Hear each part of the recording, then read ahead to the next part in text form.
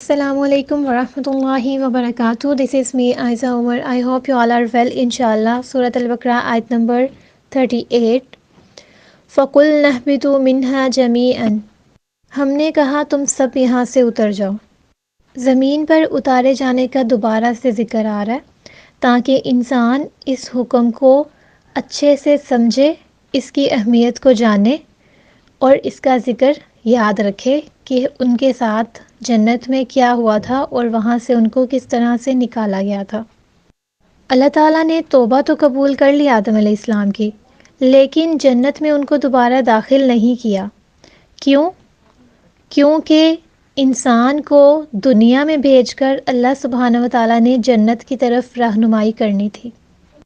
لیکن اس کا مطلب یہ نہیں ہے کہ انسان کو جنت سے صرف اس کے گناہ کی وجہ سے نکالا گیا، نہیں۔ انی جاعل فی الارض خلیفہ، انسان کو تو پیدا ہی زمین کے لیے کیا گیا تھا، زمین کی جانشینی کے لیے پیدا کیا گیا تھا۔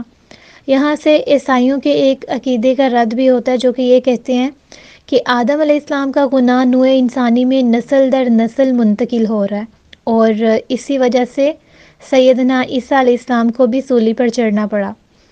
تو ایسا نہیں ہے، اللہ تعالیٰ نے وضاحت کر دیا کہ ہم نے آدم علیہ السلام کو معاف کر دیا تھا۔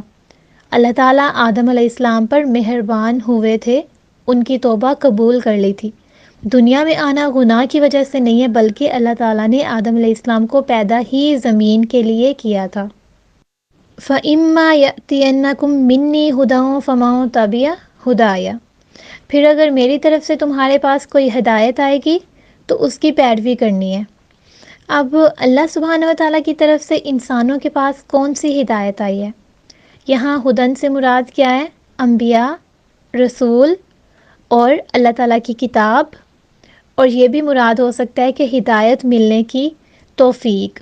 تو اللہ سبحانہ و تعالیٰ نے انسانوں کو زمین پر بھیجنے کے بعد ان کی رہنمائی کی، انبیاء کرام آئے، اور ہمارے لیے جو سب سے آخر پہ خاتم النبیین نبی کریم صلی اللہ علیہ وسلم آئے، جو کہ پوری انسانیت کے لیے رہنما ہے۔ جس کسی نے بھی اب اس ہدایت کی پیروی کی، وہی اللہ سبحانہ و تعالیٰ کی طرف جائے گا، اس کی رضا میں راضی ہوگا، اس کی قربت پائے گا۔ تو اللہ سبحانہ و تعالیٰ نے انسانوں کو نہ صرف زمین پہ بھیجا، بلکہ ان کی رہنمائی کے لیے بھی ہر ایک چیز کا بندوبست کیا۔ تو انسان جو اللہ تعالیٰ کے قرب کو پانے کے لیے، رہنمائی کو پانے کے لیے جو بھی ہدایت آتی ہے اس کو قبول کرتا ہے، تو پھر اس پر نہ تو کوئی خوف ہوتا ہے اور نہ ہی کوئی غم ہوتا ہے۔ اب دیکھیے دنیا میں انسانوں کو کس چیز کا غم ہے؟ جو گزر چکا اس پہ غم، اور جو آنے والا ہے اس کے لیے خوف، یعنی مستقبل کا خوف ہوتا ہے ہر انسان کے اندر۔ تو جو کوئی بھی اللہ سبحانہ و تعالیٰ کی ذات پہ یقین کر لیتا ہے، اس کو اپنا رب تسلیم کرتا ہے، پھر ایسے انسان کے لیے کوئی بھی چیز مشکل نہیں ہوتی۔ وہ گزری ہوئی چیزوں پہ غم نہیں کرتا، کیونکہ اس کو پتہ ہوتا ہے کہ اس میں اللہ سبحانہ و تعالیٰ کی کوئی مصلحت ہے۔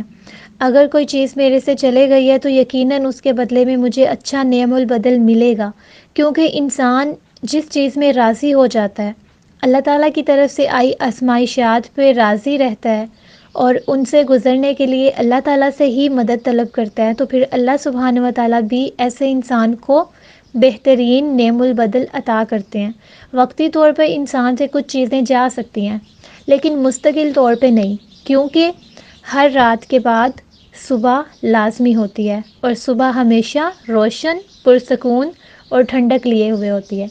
تو اللہ سبحانہ و تعالیٰ قادر ہیں اس چیز پر کہ آپ سے جو لے لیا گیا، آپ کو اس سے بہترین صلہ واپس دیا جائے گا۔ اور جب انسان اپنی تقدیر پہ راضی ہو جاتا ہے، اللہ سبحانہ و تعالیٰ پہ بھروسہ کرتا ہے، اچھا گمان رکھتا ہے، تو اللہ تعالیٰ کیا کہتے ہیں کہ میں انسان کے گمان کے مطابق ہوں۔ تو پھر ایسے انسان کو اپنے فیوچر کا بھی کوئی غم، کوئی خوف نہیں ہوتا، کیونکہ اسے پتہ ہوتا ہے کہ میری تقدیر لکھنے والا کون ہے؟ اللہ تعالیٰ۔ اور جب اچھا گمان رکھ لیا تو پھر اللہ سبحانہ و تعالیٰ انسان کے گمان کے مطابق ہوتے ہیں، تو پھر انسان کے ساتھ ایسا ہو ہی نہیں سکتا کہ اس کو کوئی ایسی چیز ملے جو کہ اس کے لیے ناخوشی کا باعث ہو۔ لیکن دیکھیے کہ لازمی نہیں ہے کہ ہر وہ انسان جو کہ اللہ تعالیٰ کے قریب ہو، اس کے دنیاوی معاملات بہت اچھے ہوں، لازمی نہیں ہے۔ اللہ سبحانہ و تعالی پر ایمان لانا، اس پہ یقین کرنا، اس پہ بھروسہ کرنا مومن کی شان ہے۔ لیکن مومن کی زندگی میں آزمائشات آتی رہتی ہیں، لیکن ایسا بھی نہیں ہے کہ دنیاوی معاملات میں آپ کو آزمائشات نہیں آتی۔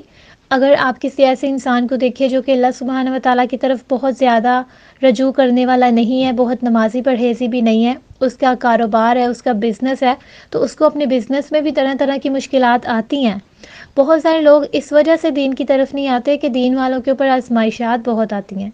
لیکن دیکھیے کہ دنیاوی معاملات رکھنے والا انسان ڈپریشن کا شکار ہو کے یا تو خودکشی کرتا ہے یا پھر دوائیوں پہ مسلسل رہتا ہے۔ اس کے برعکس جو مومن ہوتا ہے وہ نہ تو دوائیوں پہ رہتا ہے اور نہ ہی ڈپریشن کا شکار ہوتا ہے۔ کیوں؟ کیونکہ جب بھی اس کے اوپر کوئی آزمائش آتی ہے تو وہ اللہ تعالیٰ کی طرف رجوع کرتا ہے اور اللہ سبحانہ و تعالیٰ اس کے دل کو سکون دیتے ہیں، اور یہ سکون کبھی بھی دوائیوں سے اور کاؤنسلنگ سے، موٹیویشن سے نہیں ملتا، جو کہ اللہ سبحانہ و تعالیٰ کی طرف سے دل پہ طاری کیا جاتا ہے۔ تو جو مومن ہوتا ہے اس کے لیے نہ تو کوئی ماضی میں گزری ہوئی چیزوں کا غم رہتا ہے اور نہ ہی مستقبل میں آنے کے لیے حالات کا خوف ہوتا ہے۔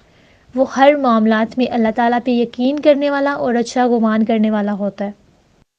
اب ذرا اس پر آیت کے کانٹیکسٹ کے حوالے سے بات کرتے ہیں۔ فَلَا خَوْفٌ عَلَيْهِمْ وَلَا هُمْ يَحْزَنُونَ، تو ان کے لیے نہ کوئی خوف ہوگا اور نہ ہی کوئی غمگین ہوں گے۔ تو ہدایت پانے والے اللہ تعالیٰ کی طرف سے ہدایت پاتے ہیں، ٹھیک ہے؟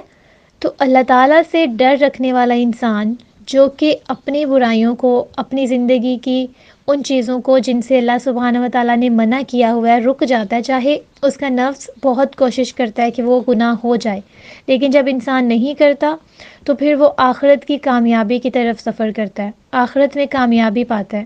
تو اللہ تعالیٰ کیا کہتے ہیں کہ ایسے انسانوں کے لیے آخرت میں کوئی خوف نہیں ہوگا، اور ان کو دنیا کے چھوٹ جانے کا کوئی غم بھی نہیں ہوگا کہ ہم پہ موت کیوں آئی۔ ہر وہ انسان جو کہ گناہ گار ہے، جو کہ کافر ہے، جو کہ نافرمان ہے، اللہ تعالیٰ کی نافرمانیاں کرنے والا ہے، وہ چاہتا ہے کہ مجھے زندگی پہ زندگی ملتی جائے، میری زندگی کبھی ختم نہ ہو، مجھے کبھی موت نہ آئے۔ لیکن ایسا انسان جس نے اپنی زندگی کو آخرت کی تیاری کے لیے لگایا ہو، وہ آخرت کے لیے پر امید ہوتا ہے، اور دنیا میں جانے کا اس کا کوئی غم نہیں ہوتا، کہ وہ چاہتا ہے کہ وہ اللہ تعالیٰ سے ملاقات کرے، اس کو مزید زندگی نہیں چاہیے ہوتی، اور جب تک وہ زندہ رہتا ہے دوسروں کے لیے خیر کا باعث ہی بنتا ہے۔ وہ اپنی زندگی کی نعمتوں کو، اپنے ثواب کو، اپنے اجر کو مزید بڑھاتا چلا جاتا ہے، اس زندگی کا بہترین استعمال کرتا ہے۔ ہر سچا مومن اپنی زندگی میں یہ مقام حاصل کرتا ہے کہ اس سے مستقبل کا کوئی خوف نہیں رہتا اور گزری ہوئی چیزوں پہ کوئی غم نہیں رہتا۔ بس بات انسان کی اللہ پر بھروسے کی ہے، اور جو اللہ تعالیٰ نے ہدایت اس کی طرف بھیجی ہے اس کو قبول کرنے کی ہے۔ جزاکم اللہ خیراً۔